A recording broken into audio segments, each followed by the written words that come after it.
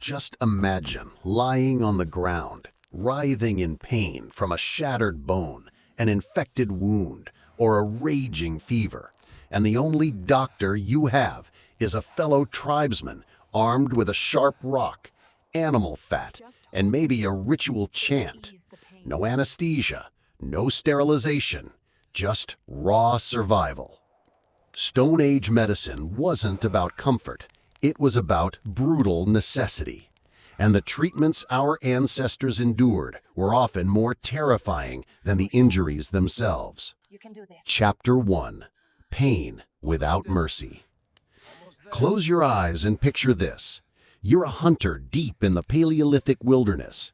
You're chasing prey across rocky terrain when suddenly you misstep, tumble, and your leg snaps with a sickening crack. Today, you'd call an ambulance, get painkillers, maybe surgery with metal pins and weeks of rehab. Back then, none of that existed. A broken leg in the Stone Age wasn't just an injury, it was often a death sentence. Pain was constant, and there was no escape from it. No morphine, no antibiotics, no sterile bandages. If you got a deep cut from sharpening flint or from an animal's claws, infection could set in within days. Without antibiotics, that small wound could swell, ooze, and eventually spread deadly sepsis through your whole body. Something as trivial as a thorn or a splinter could kill. And illness? Fevers, coughs, stomach sickness, these weren't minor inconveniences. Without medicine, the body had to fight entirely on its own. A flu or a pneumonia could wipe out entire families or clans.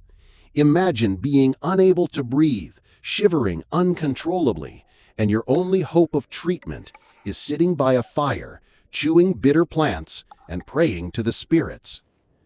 Childbirth was another brutal battlefield. For Stone Age women, giving birth was one of the most dangerous moments of their lives. No sterile tools, no doctors, no C-sections if things went wrong. Archaeologists estimate that 1 in 3 women in prehistoric times may have died from complications during childbirth. For every baby that survived, another might not. Pain and risk weren't exceptions, they were the norm. And even teeth could kill you. Cavities turning into infections, abscesses rotting through bone. Imagine the agony of untreated dental pain, with no relief but yanking out your own tooth or letting it fester. In short, pain ruled life in the Stone Age. Injuries and illnesses that modern humans shrug off with a quick trip to the pharmacy were battles for survival. Every scrape, fever, or broken bone could mean the end, unless you endured agony and somehow clawed your way through it. When someone got hurt in the Stone Age, doing nothing wasn't an option. A bleeding wound, a broken bone, or a raging fever threatened the survival of not just the individual, but sometimes the whole group. Every member of a tribe mattered. Losing one could weaken the hunt, the protection of the camp, or the care for children. That urgency forced people to attempt treatments, no matter how brutal or experimental they seemed. Take broken bones. Without splints, casts, or hospitals, tribes improvised. Archaeologists have found skeletons with bones that clearly healed, crooked but healed, suggesting people were bound with wood, leather strips, or animal sinew to keep the limbs straight. But the process was excruciating. Imagine being strapped down, bones yanked into place by sheer strength, no anesthesia to dull the pain. You'd scream, you'd faint, and if infection didn't set in, maybe you'd walk again months later. For bleeding wounds, fire often became the doctor. Early humans discovered that pressing a hot stick or rock to a wound sealed it shut. Cauterization. The smell of burning flesh was the smell of survival. It stopped blood loss, but left horrifying scars, and the risk of infection was still high sky. Even something like stomach sickness had crude fixes. People learned to chew certain plants or clays that bound the stomach or reduced nausea. Sometimes it worked. Sometimes the cure was worse than the sickness, leading to poisoning or dehydration. Trial and error decided who lived and who didn't. And then there was dental agony. Without drills, numbing agents, or fillings, the only option for tooth pain was removal. But how? Likely with sharp stone tools or brute force, a rock and determination. There's evidence of teeth being pulled out thousands of years before modern dentistry. The thought alone is enough to make your jaw ache. None of this was medicine as we know it. It was improvisation, born from desperation. Some methods saved lives, others left people maimed, scarred, or dead. But in a world where pain was constant, even the crudest fix was better than no fix.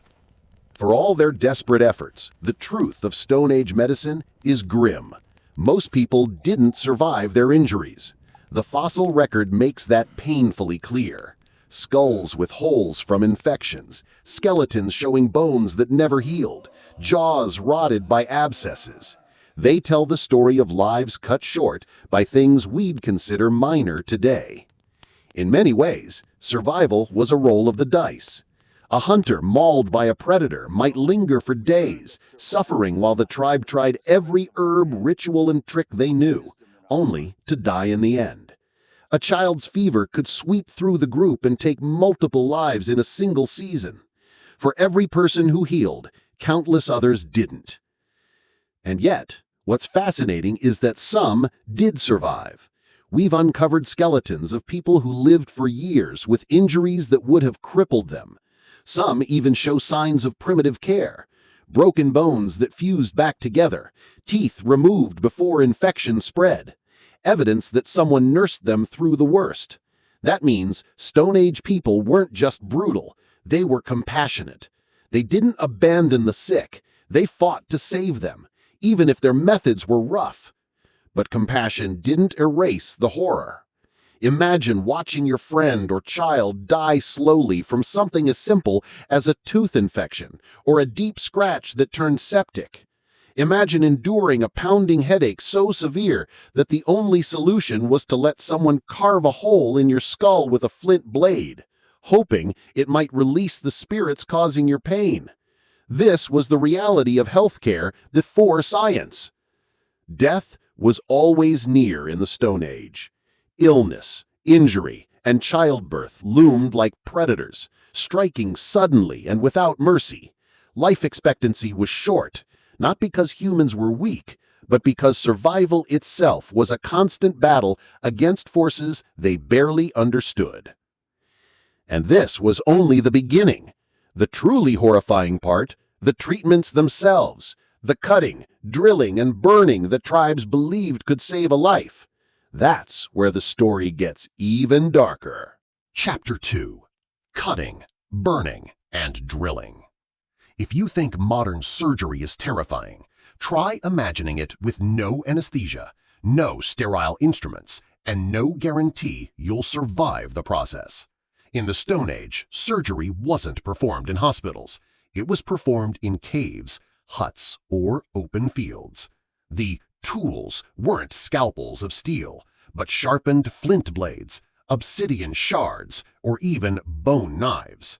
One of the most shocking procedures we know they attempted is trepanation, drilling or scraping holes into the human skull. Archaeologists have discovered thousands of prehistoric skulls with perfectly rounded openings, some of them dating back more than 7,000 years. Why would they do this? The leading theories range from relieving pressure caused by head injuries to releasing evil spirits thought to cause seizures, migraines, or madness. And here's the most chilling part. Many of these skulls show signs of healing. That means people actually survived having a hole carved into their heads with stone tools. Imagine being held down by your own tribe while someone scraped through your skull while you were fully conscious. The sound of bone grinding in your ears, the pain blinding, and somehow you lived. But trepanation wasn't the only form of surgery. Amputations were sometimes carried out when limbs were crushed or infected beyond saving. No saws, no clean cuts, just a sharp stone and brute force. To stop the bleeding, they often turned to fire. Cauterization meant searing the open wound with burning wood or heated rock, filling the air with the smell of charred flesh while the patient screamed. There was no such thing as sterile technique, which meant infection hovered over every operation like a death sentence. Yet, against the odds, some procedures worked. A broken arm might be reset with sticks and sinew. A trepaned skull might heal. An amputated limb might scar over instead of rotting. It wasn't science as we know it, but it was the raw beginning of surgery. Terrifying, experimental, and often fatal.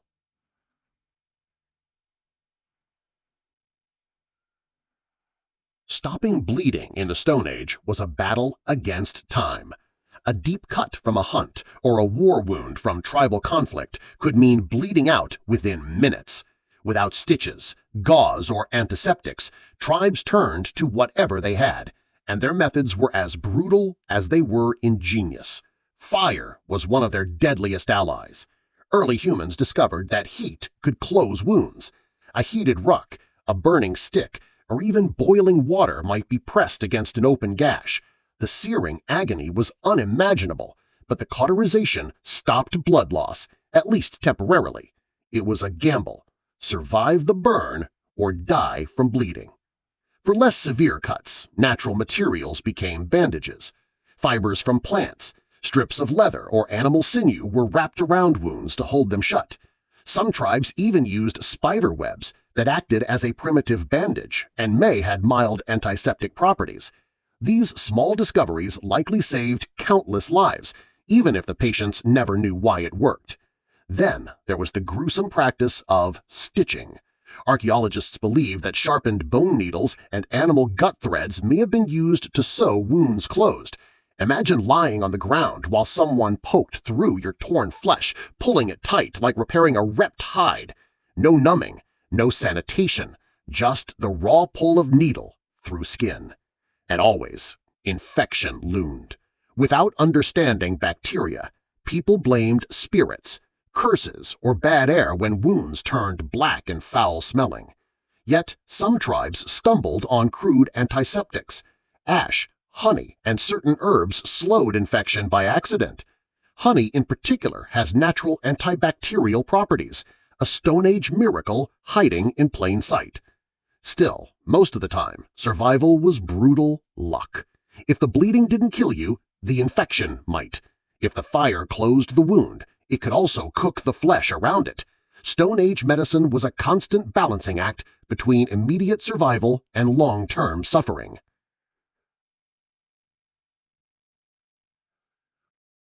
Every Stone Age operation walked a razor-thin line. Would the treatment save a life or end it? There was no middle ground. Surgery wasn't about comfort or precision. It was about survival at any cost. When someone's skull was split open for trepanation, there was no guarantee they'd survive. Many didn't. Some skulls show unfinished holes where the patient clearly died mid-procedure. A single slip of the tool, cutting too deep, meant instant death. Others bled out before the scraping even finished. The survivors were miracles of pain tolerance, tribal care, and sheer luck. Amputations carried the same deadly stakes. A limb might be cut away to prevent infection, but if the bleeding didn't stop or the cauterization failed, the patient's screams would fade into silence within hours. Those who lived carried the scars as proof, jagged stumps healed over, raw reminders of how close they came to death. And let's not forget the smaller, everyday procedures. Pulling teeth with stone tools could break a jaw. Stitching with bone needles might trap infection inside instead of healing it. Even herbal poultices sometimes poisoned patients if the wrong plant was chosen. Every cure was a gamble, every healer a risk-taker whose mistakes cost lives. Yet, despite the horror, there's evidence that tribes saw these procedures as acts of care. They weren't torturing people, they were fighting desperately to keep them alive. And sometimes it worked. We have proof in healed skulls, mended bones, and survivors who lived long after brutal procedures. Still, the line was impossibly thin. Stone Age surgery was like playing dice with death. One wrong cut, one moment too slow, one infection, and the patient was gone. The tribe had no luxury of precision, only the courage to try. What this leaves us with is both awe and terror. Awe because prehistoric humans dared to attempt medical procedures thousands of years before modern science. Terror because those procedures were performed in pain, fire, and blood. Survival was not guaranteed. It was carved out on the edge of the knife. Chapter 3. Herbs, Shamans, and Spirit Healers. Picture this. A sick hunter lies trembling by the campfire, his breath ragged, his skin slick with sweat. Around him, the tribe gathers. There are no doctors, no hospitals, only the shaman. Part healer, part storyteller, part bridge to the spirit world. The shaman was the tribe's best hope when sickness or injury struck. Stone Age medicine wasn't just physical, it was spiritual. People believed illness came from angry spirits, curses, or imbalances in nature. To heal, you had to fight those forces as much as you fought the wound itself. That's where the shamans stepped in. Covered in animal skins, painted with ash or ochre, shaking rattles or chanting, the shaman performed rituals that blurred the line between medicine and magic. Herbs often played a central role. Shamans carried knowledge of plants passed down through generations, leaves that soothed pain, roots that calmed fevers, barks that reduced inflammation. Some of these remedies genuinely worked, like willow bark, which contains a chemical similar to aspirin. But others were deadly, poisons mistaken for cures. A wrong dose could send a patient into convulsions, their death seen not as a mistake, but as the will of spirits. Fire and smoke were also tools. Shamans burned herbs or resins, filling caves and huts with thick, choking fumes believed to drive out sickness. Patients inhaled the smoke, coughed, and sometimes hallucinated. The suffering itself was thought to be part of the cure. To the tribe, these rituals weren't strange, they were survival. Without science, every cure was tied to story, belief, and mystery. And sometimes belief itself was powerful enough to help. A patient who trusted in their healer might endure pain, fight harder to survive, and live longer than someone who gave up. Medicine in the firelight wasn't just about herbs and cuts, it was about meaning. It was about making sense of suffering in a world that seemed cruel and unpredictable. And for people who lived with death at their doorstep, that meaning mattered as much as any medicine. Long before pharmacies and pill bottles, the Stone Age had its own drugstore, the forest. Every plant, root, and berry was a potential medicine or a potential poison, and the line between the two was terrifyingly thin. Some discoveries were life-saving. Hemlock bark, willow bark, chewed or brewed into a tea, eased pain and lowered fevers. Yarrow leaves might help clot blood and stop bleeding. Honey soothed wounds and prevented infection. These remedies weren't just luck. They were the result of generations of trial and error, with knowledge passed down orally, guarded like treasure within tribes. But not every experiment ended well. Hemlock, nightshade, and certain mushrooms lurked as silent killers. A shaman might mistake one root for another, and a healing brew could become a deadly poison. Imagine being sick, weak, and desperate, and then swallowing a bitter concoction only to feel your chest tighten, your breath vanish, and the tribe interpreting your death as the work of spirits, not medicine gone wrong. Then there were the plants that blurred the line between healing and hallucination. Some herbs induced visions, trances, or out-of-body experiences. Shamans used them not just for medicine, but for ritual. Patients were given mind-altering drinks or smokes to see the spirits causing their illness. Whether it was true healing or just the fog of hallucination didn't matter. What mattered was belief. And yet these plants shaped survival. In the middle of an Ice Age winter, when infection spread through a cramped shelter, or when hunters returned with deep wounds, the difference between life and death might come down to whether the right leaf was chosen over the wrong one. The forest was a pharmacy, yes, but it was also a minefield. One dose healed, 2 doses killed. A green sprout saved a life, while its nearly identical twin ended it. In the Stone Age, medicine was a gamble with nature itself, a constant reminder that every cure carried the shadow of danger. When herbs and poultices weren't enough, the tribe turned fully to the spirit world. Illness wasn't just a physical problem, it was seen as a possession, a curse, or punishment from unseen forces, and the shaman was the only one who could drive those forces out. Picture the scene. A dark cave lit only by flickering fire. The sick person lies on the ground, shaking, barely conscious. Around them, the shaman begins to chant, pounding on a drum, rattling bones strung together as charms. Smoke from burning herbs fills the air, stinging the eyes, choking the lungs. The patient's cries mix with the chanting until it feels like the whole cave is alive with spirits. Some rituals were designed to trick the illness out of the body. Shamans might suck on wounds and spit out blood or stones, claiming they had physically removed the curse. Others beat drums for hours, believing the rhythm would drive sickness away. Sometimes the patient was forced into near suffocation with smoke or heat, the suffering itself believed to purge the spirit inside. There was terror in these rituals, not just for the sick, but for the entire tribe. Children watched eyed wide as the shaman roared, painted in blood or ash, summoning ancestors or animal spirits. Survival depended on this theater of power. Even if the rituals had no direct medical effect, they provided hope, unity, and belief. Things that in a world filled with pain and uncertainty were as necessary as food or fire. But the rituals could also be deadly. Overdosing on hallucinogens, inhaling too much smoke, or enduring too much stress on a weak body often killed the patient. To the tribe, though, death didn't mean failure. It meant the spirits had claimed their victim. The shaman's authority remained untouched. For prehistoric humans, medicine wasn't just about wounds and herbs. It was about facing the terror of the unknown with ritual, sound, and fire. And in those moments, when death hovered close, the shaman's chants offered the only thing scarier than illness itself: hope. Chapter 4. Bones, Burials, and Clues. Archaeology has given us the most chilling proof of Stone Age medicine, not in ancient texts or tools, but in the bones of the people themselves.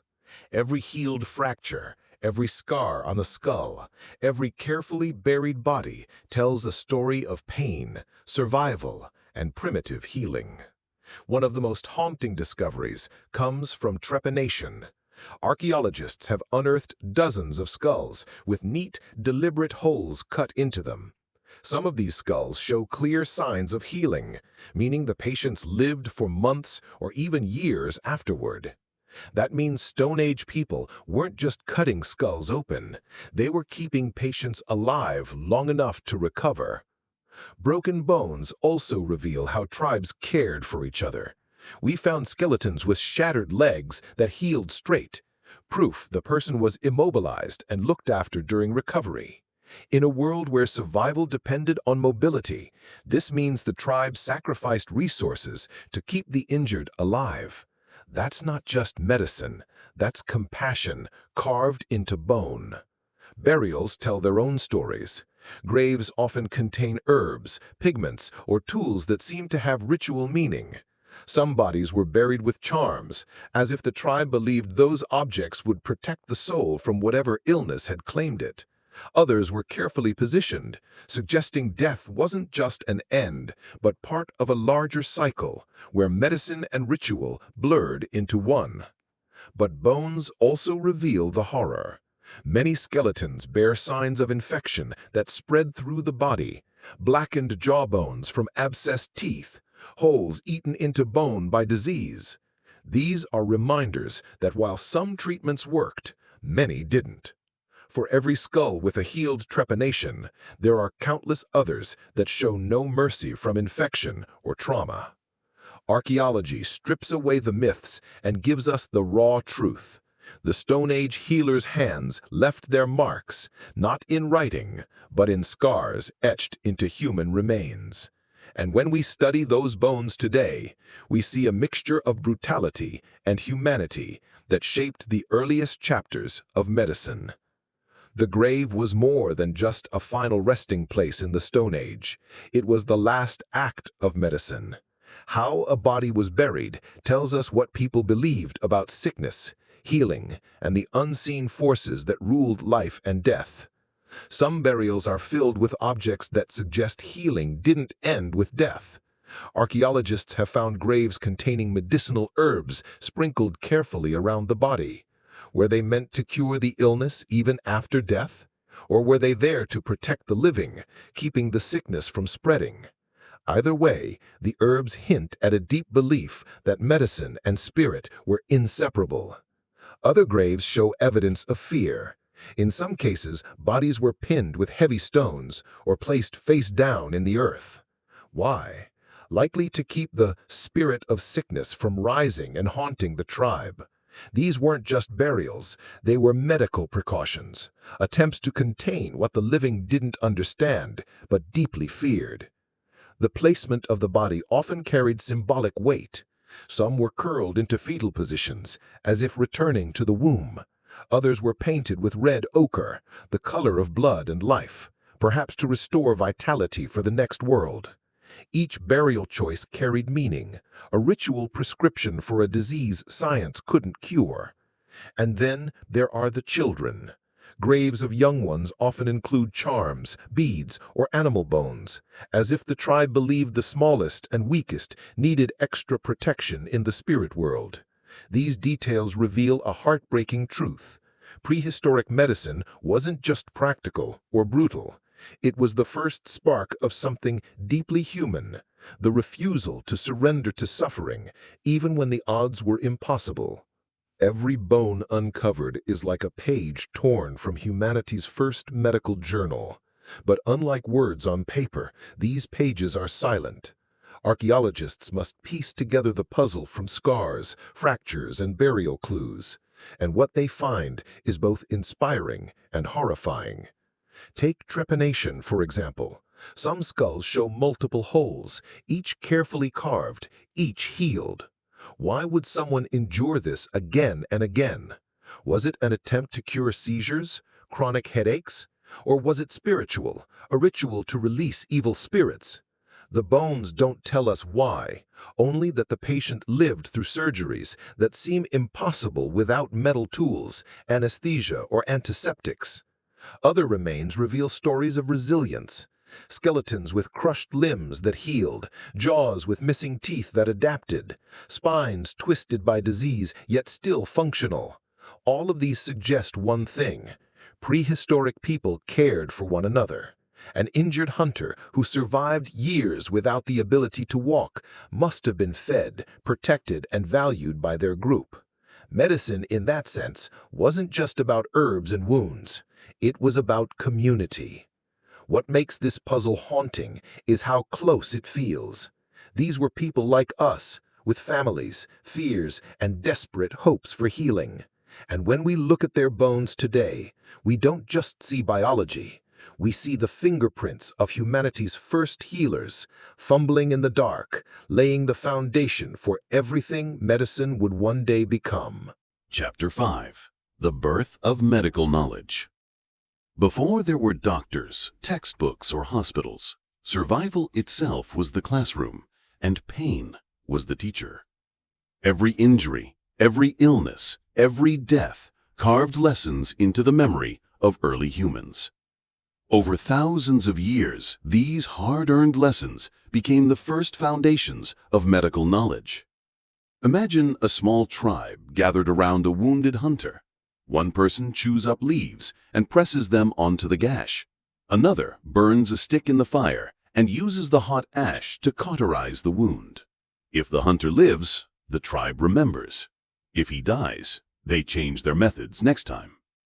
Trial and error, repeated generation after generation, slowly built a body of knowledge that no single person could fully claim, but the entire community carried. This knowledge wasn't written down. It was spoken, performed, and ritualized.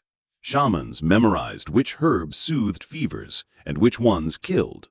Elders remembered which wounds healed better when bound tightly and which required open air. Parents passed these lessons to children through stories, warnings, and ritual demonstrations. In this way, prehistoric medicine wasn't just about healing, it was about storytelling. Knowledge survived because it was embedded in culture. And crucially, survival forced innovation. Without antibiotics, people discovered that honey, mold, or even certain soils could keep wounds from festering. Without surgery, they learned how to splint bones with wood and sinew. Without hospitals, they transformed caves, huts, or sacred sites into makeshift healing centers. Every adaptation was born from desperation, but over time, it created a shared legacy of primitive medicine that echoes even today. In the Stone Age, every day was a gamble with life and death. But with each gamble, humans got smarter. The weak perished, the strong endured, and the clever found new ways to cheat death, if only for a little while. And in that brutal cycle of trial and survival, the first sparks of medical knowledge began to glow. Every scar, every grave, every scream in the night became part of humanity's first textbook. What began as blind guesswork gradually hardened into practice, the first medical traditions. A cut that healed faster when covered with moss became a remembered technique. A fever that broke after chewing bitter bark became a story told by the fire. Even mistakes were lessons. The wrong berry that poisoned a child, the herb that made a man hallucinate instead of heal. These tragedies became warnings passed down like sacred rules. Over time, these fragments of knowledge grew into patterns. Certain herbs became tied to specific illnesses. Certain rituals became the go-to response for pain. Some tribes even developed specialist roles. The wounded went to the shaman, the feverish child to the elder who knew herbs, the broken bone to the strong hands that could splint it. Medicine was no longer random. It was becoming systematic. And yet, it wasn't just about the body. It was about belief. Healing couldn't be separated from ritual because humans needed more than physical cures. They needed comfort, reassurance, and meaning. That's why a poultice of herbs was often paired with chants, why a broken bone might be bound and blessed, why a healing ritual could last hours. Medicine wasn't just treatment, it was theater, psychology, and faith. This blending of practice and belief created traditions that lasted for millennia. In some cases, they still survive. Indigenous cultures around the world preserve healing rituals that echo Stone Age methods, smudging with smoke, herbal remedies, sweat lodges, rhythmic drumming.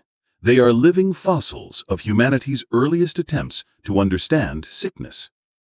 It's easy to look back and think of these methods as crude or foolish, but for prehistoric humans, they were cutting-edge science, the difference between life and death.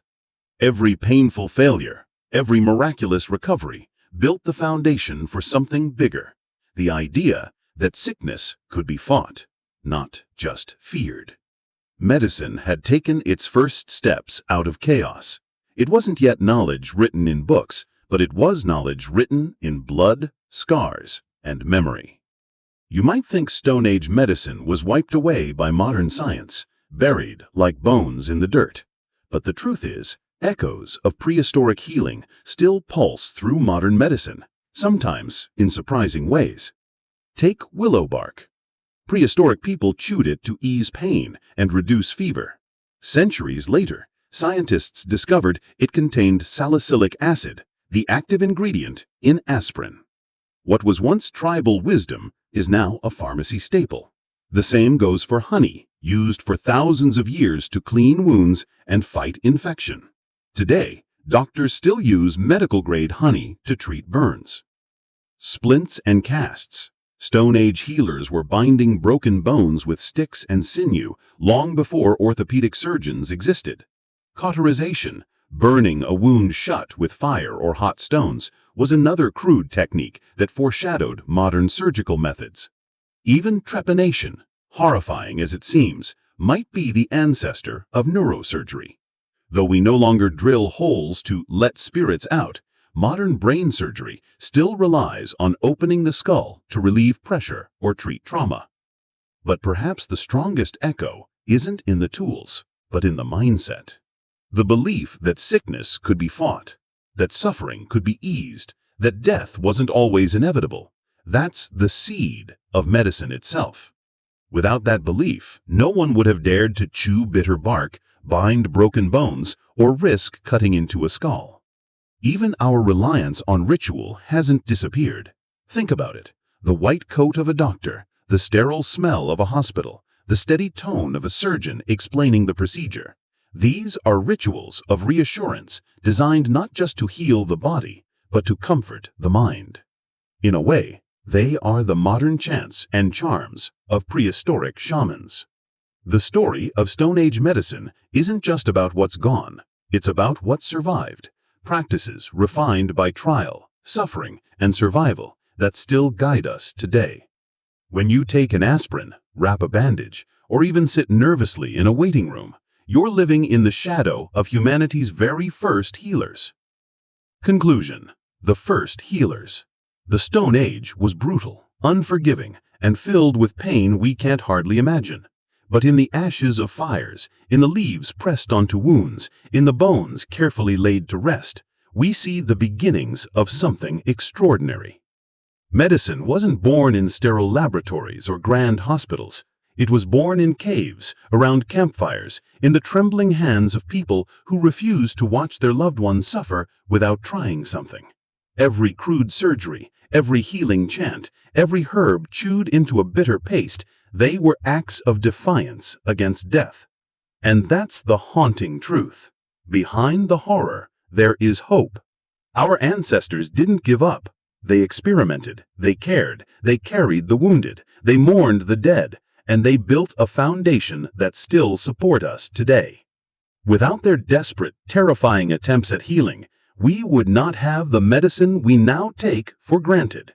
Because medicine isn't just science, it's survival, it's humanity, and it started in the Stone Age. Call to action. If this journey into the horrifying reality of Stone Age medicine made you think differently about our ancestors, imagine what else they left behind. From strange rituals to extinct humans we barely understand, the past is filled with secrets that still shape us today. So, what do you think? Would you have survived under the medicine of the Stone Age? Drop your thoughts in the comments. And if you want more mind-bending looks at the hidden side of prehistory, don't forget to like this video, subscribe, and hit the bell, because the next story might just change how you see yourself and our place in the ancient world.